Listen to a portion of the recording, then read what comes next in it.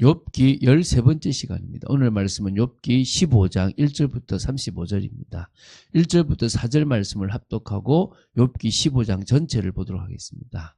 우리가 자꾸 전체를 보는 이유는 부분 하나 가지고 뭔가 해석할 만큼 그렇게 깊은 내용은 아니지만 또 복잡하기도 하니까 사실은 길다 생각이 들지만 그냥 간단하게 생각하시면 됩니다. 자, 우리 1절부터 4절 말씀을 한 목소리로 합독하겠습니다. 대만 사람 엘리바스가 대답하여 이르되 지혜로운 자가 어찌 헛된 지식으로 대답하겠느냐? 어찌 동풍을 그의 복부에 채우겠느냐? 어찌 도움이 되지 아니하는 이야기 무익한 말로 변론하겠느냐? 참으로 내가 하나님 경외하는 일을 그만두어 하나님 앞에 목도하기를 그치게 하는구나. 자, 욥기에서 많은 부분을 할애하는 것은 욥과 친구들 간의 논쟁입니다.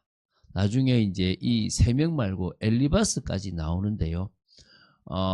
그런 의미에서 이 사실은 지루한 내용들이 이제 계속되고 있습니다. 그러니까 총 3번에 걸쳐서 이 세 친구가 논쟁을 합니다.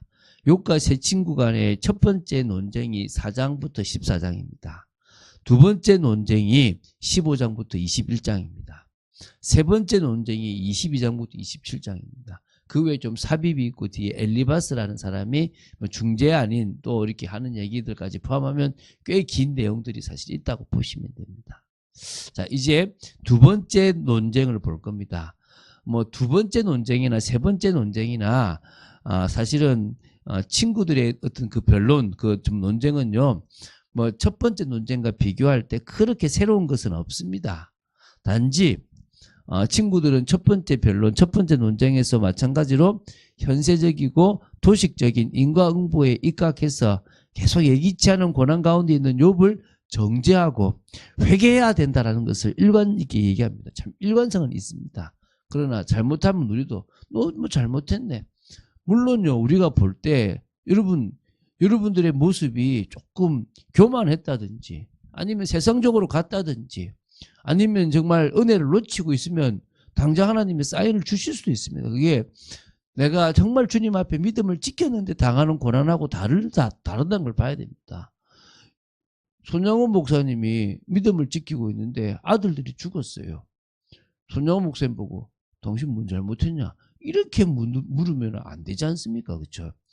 그러나 막 세상을 살아가는데 예배도 좀 빠지고 요새 조금 뭔가 이렇게 좀 들떠 있어요. 그런데 갑자기 좀 문제가 생겼어요. 하나님 당신 사랑하는갑다 라고 말할 수는 있겠죠. 그러나 우리가 무턱대고 당신은 지금 어려움을 당하니까 당신 잘못했어. 이런 식의 논리를 가지고 이야기하면 안 되는 겁니다. 그렇지 않습니까? 저는 저 자신을 볼 때 또 교만한 모습들이 나오고 이럴 때가 있다는 겁니다. 조금 우리가 깊이 있게 생각을 좀 할 필요는 사실은 있습니다. 이제 정말 이 세 번의 논쟁을 볼 때마다 차이가 있다면 가면 갈수록 점점 강경하고 노골적으로 이렇게 좀 정죄한다는 겁니다. 사실 왜 이렇게 굳이 무의미한 이 논쟁, 이 변론을 계속 연속적으로 다루고 있느냐? 그건 오류와 한계를 안고 반복하는 인간의 논쟁을 통해서 인간 논리는 한계성이 있다. 그것을요, 보다 이게 딱 사실적으로 보여주기 위한 거고요. 또 동시에 절대 주권자여 의로운 섭리자이신 하나님의 그 전지전능하심 앞에 우리는 아무것도 아니기 때문에 말씀에 순종해야 된다는 것을 증가하기 위함이라고 보시면 되겠습니다. 자, 내용이 오늘 긴데 오늘 소리 너무 길었던 것 같습니다. 자, 15장부터 21장까지가 두 번째 변론인데요. 그 중에 이제 15장부터 17장까지가 엘리바스와의 두 번째 변론입니다. 총 3명 중에서 이제 첫 번째죠. 자, 그 중에 오늘은 이제 이 15장을 봅니다. 첫 번째가 1절부터 16절인데요. 자기를 끝까지 주장하는 욥을 불경건한 자로 규정해버리고 정죄하고 인간이 자기를 주장할 수 없는 근거로서 인간 존재의 근원적이고 보편적인 부패를 강조해요. 맞기는 맞죠. 인간을 어떻게 깨끗하냐 이제 얘기를 하는 겁니다. 오늘 읽었지 않습니까? 대만 사람 엘리바스가 이제 지혜로운 자가 어찌 헛된 지식을 대답하겠느냐? 어찌 동풍을 그의 복부에 채우겠느냐? 니 지금 세상 지식을 다 니께 채운다고 생각하냐? 어찌 도움이 되지 않는 이야기 무익한 말로 변론하겠느냐? 그러면서 이제 거듭 계속 좀 정지합니다. 4절에 참으로 내가 하나님을 경외하는 일을 그만두어 하나님 앞에 목도하기를 그치게 하는구나. 이 지금 경외 안 하는 모습이 나온다. 내 제약이 내 입을 가르치나니 내가 간사한 혀를 좋아하는구나. 네 앞에서 막 네 잘한다는 소리를 좋아하는 거 아니냐 너 지금. 너를 정죄하는 것은 내가 아니요 네 입이라. 네 입술이 내게 불리하게 증언하느니라. 네 지금 하는 소리 봐라. 네 잘났다고 생각하지 않냐. 네가 죄악이다 라고 얘기하는 거야. 내가 제일 먼저 난 사람이냐. 네가 뭘 얼마나 똑똑하고 네가 얼마나 세상을 살아봤냐. 산들이 있기 전에 네가 출생했냐. 하나님의 오묘하심을 네가 들었느냐. 지혜를 홀로 네가 가졌냐 말이야. 내가 아는 것을 우리가 알지 못하는 것이 무엇이냐. 내가 깨달은 것을 우리가 소유하지 못한 것이 무엇이냐. 다 사실 우리도 안다. 우리 중에는 머리가 흰 사람도 있고 나이 든 사람도 있는 것 같아요. 연로한 사람도 있고 내 아버지보다 나이가 많은 사람도 있느니라. 하나님의 위로와 은밀하게 하시는 말씀이 내게 작은 것이냐. 왜 너 지금 아직도 지금 교만해서 네 잘못을 모르고 있는 거냐 얘기하는 거예요. 그래서 이제 12절에 어찌하여 내 마음에 불만스러워하며 내 눈을 번뜩거리며 내 영이 하나님께 분노를 터뜨리며 내 입을 놀리느냐. 지금 욥이 지금 하나님 앞에 지금 불만스러움을 표현하긴 하지만 그게 하나님이 잘못했다 이런 개념은 아닌데 그냥 왜 나를 이렇게 어렵게 하시냐 이 얘기인데 이거를 이제 그들 눈에는 이렇게 보일 수 있는 겁니다. 사람이 어찌 깨끗하겠으냐. 그렇죠. 깨끗하지 않죠. 욥이 깨끗하다고 말한 거 아닙니다. 그런데 단지 욥은 하나님 앞에 깨끗할 수 있는 방법을 알았다는 거예요. 여러분 우리가 죄인입니까? 아니에요. 우리는 의인이 된 거예요. 우리는 여전히 죄를 지을 수밖에 없는 연약한 존재인데 의로울 수 있는 방법을 알았다는 거예요. 그 방법이 예수 그리스도 아닙니까? 그때는 제사가 있었다는 거예요. 오실 메시아를 바라봤다는 거예요. 그러니까 욥은 자신이 깨끗하다고 말하는 게 아니라 깨끗한 방법을 주신 대로 살아갔다는 거예요. 여러분 우리는 깨끗할 수 없어요. 여러분 깨끗하려고 하면 안 돼요. 신앙생활 중에 깨끗하지 않은 사람을 정죄할 수도 없어요. 단지 뭐요? 나는 깨끗할 수 없는 인생에서 깨끗할 수 있는 방법을 알았다는 거예요. 그 유일한 방법을 안 게 얼마나 감사합니까? 여인에게서 난 자가 어찌 어렵겠느냐. 그렇죠. 다 죄인인데. 그래서 예수님이 여자의 이 아담의 후손이 아니라 새로운 방법으로 오셨잖아요. 여자의 후손으로. 하나님은 거룩한 자들을 믿지 아니하시나니 하늘이라도 그가 보시기에 부정하거든. 맞죠? 맞지는. 하물며 악을 저지르기를 물 마신 같이 하는 가증하고 부패한 사람을 용납하시겠냐. 맞아요. 악을 저지르기를 마치 물 매일 마시잖아요.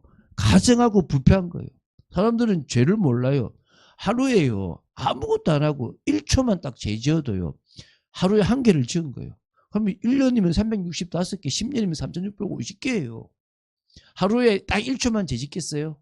얼마나 우리가 죄 구덩입니까? 단지 우리는 죄를 해결하는 방법을 알았다는 거예요.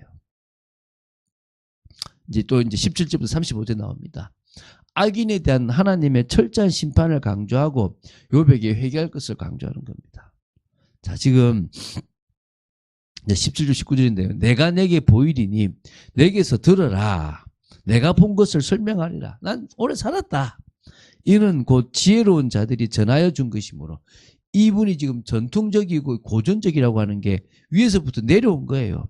그들의 조상에게서 숨기지 아니하였느니라. 이 땅은 그들에게만 주셨으므로 외인은 그들 중에 왕래하지 못하였느니라. 내가 그들을 안다 이 말이에요. 그 말에 이르기를 악인은 그의 일평생의 고통을 당하며 포악자의 횟수는 정해졌으므로 그의 귀에는 무서운 소리가 들리고 그가 평안할 때에 멸망시키는 자가 그에게 이르리니 그가 어두운 데서 나오기를 바라지 못하고 칼날이 숨어서 기다리느니라. 지금 네 같지 않냐? 네가 지금 평안한 것 같은데 갑자기 멸망하는 자가 임한 거 아니냐? 그럼 네 죄다 이거예요. 그는 헤매며 음식을 구하여 이르기를 어디 있느냐 하며 흑암의 날이 가까운 줄을 스스로 아느니라. 환난과 역경이 그를 두렵게 하며 싸움을 준비한 왕처럼 그를 쳐서 이기리라. 지금 자신은 하나님이 지금 사단과 지금 지금 그 테스트 중에서 지금 고난 당하는 거를 욥도 모르고 다 몰라요. 그러니까 당연히 그냥 그 비슷한 경우를 가지고 와가지고 봐라 이렇게 얘기하는 거예요. 이는 그의 손을 들어 하나님을 대적하며 교만하여 전능자에게 힘을 과시하였음이니라. 결국 그들이 왜 망하느냐? 대적했다. 하나님을. 자기 힘을 과시했다. 그는 목을 세우고 방패를 들고 하나님께 달려드니 그의 얼굴에는 살이 찌고 허리에는 기름이 엉겼고, 니 그런 거 아니냐라고 지금 단정 지어버리는 거예요. 아니다고 하는데. 자, 28절부터 35절입니다. 그는 황폐한 성읍, 사람이 살지 아니하는 집, 돌무더기가 될 곳에 거주하였음이니라. 그러니까 한마디로 안 될 때는 살았다 이 말이죠. 그는 부유하지 못하고 재산이 보존되지 못하고 그의 소유가 땅에서 증식되지 못할 것이라. 어두운 곳을 떠나지 못하리니 불꽃이 그의 가지를 말릴 것이라. 하나님의 입김으로 그를 불러가리라. 그가 스스로 속아 허무한 것을 믿지 아니한 것은 허무한 것이 그의 보응이 될 것입니다. 그의 날이 이르기 전에 그 일이 이루어질 것인즉 그의 가지가 푸르지 못하리니 포도 열매가 익기 전에 떨어진 같이 감람꽃이 곧 떨어진 같으리라. 경건하지 못한 무리는 자식을 낳지 못할 것이며 뇌물을 받는 자의 장막은 불탈 것이라. 그들은 재난을 잉태하고 죄악을 낳으며 그들의 뱃속에 속임을 준비하느니라. 한마디로 딱 니 보니까 너 지금 죄악이다 이 말인 거예요. 지금 악인이 망하는 거를 비유하는 거예요. 근데 사실은 악인이 이렇게 갑자기 망하는 게 이렇게 막 죄에 딱 짓다고 망하는 게 아니라 심판을 받을 끝에 가는 거잖아요. 욥하고 다른 경우인데 같은 잣대를 대버리는 거예요, 사실은. 제가 보면서 지금 악이 받기 시작하는 거죠. 사실은 욥에게 위로하러 왔다가 이제 욥을 완전히 확실히 정죄하는 거죠. 넌 나쁜 놈이야! 이렇게 하는 거예요. 우리가 잘못하면 이럴 수도 있는 거예요. 그래서 더 신중해요. 이렇지 않냐라고 보는 것이 저도 있습니다. 많아요. 그런데 상대방이 그 말을 들어봐서 맞다 싶으면 물러나요. 그래, 하나님이 당신 말을 들어줄 거다. 왜냐하면 제가 정죄할 수 있는 게 한계가 있잖아요. 여러분, 우리가 사람을 볼 때 우리도 모르게 율법의 기준으로 볼 때가 많아요. 이거 뭔 잘못했겠지. 하나님 주시는 메시지가 있겠지라고 하면서 너 뭐 지금 하나님 앞에 깨달을 게 있냐 이렇게 볼 때가 있어요. 물론 욥도 깨달을 게 있기 때문에 하나님께서 이걸 기회를 허락하신 거죠. 아무것도 없어도 하나님은 당신이 일을 하십니다. 그것만으로도 하나님은 영광스럽게 존귀를 받으실 만해요. 그러나 그게 아니더라도 우리는 그 모든 것 속에서 인도받아야 될 것이 분명히 있습니다. 자, 오늘 이 엘리바스 이야기를 보면서 좀 더 노골적이잖아요. 우리가 너무 사람을 정죄하기보다는 그 일반적인 것과 더불어 하나님 주신 방법을 아는 자인지 아닌지를 점검하는 그런 눈이 필요할 줄로 믿습니다. 그런 응답의 사람들 되시기를 주 예수 그리스도는 축원드립니다. 주는 그리스도시요 살아계신 하나님의 아들이심을 고백합니다. 우리가 남을 너무 쉽게 판단해 버리는 부분이 있다면 아버지 정말 돌아서게 하시고, 그 사람이 그리스도의 방법을 알고 있다면 지금 당하는 고난을 위해서 같이 기도해 줄 수 있는 저희들 되게 하여 주시옵소서. 그 사람이 정말 하나님의 사람인지 아닌지를 확인하는 시간부터 저희들에게 있도록 시켜주시고, 저희들 스스로가 하나님 앞에 온전히 선 사람인지를 확인하며 나아가도록 저희들을 붙들어 주시고 역사하여 주시옵소서. 늘 믿음 안에 서 있기를 원합니다. 주 예수 그리스도 이름으로 기도드립니다. 아멘.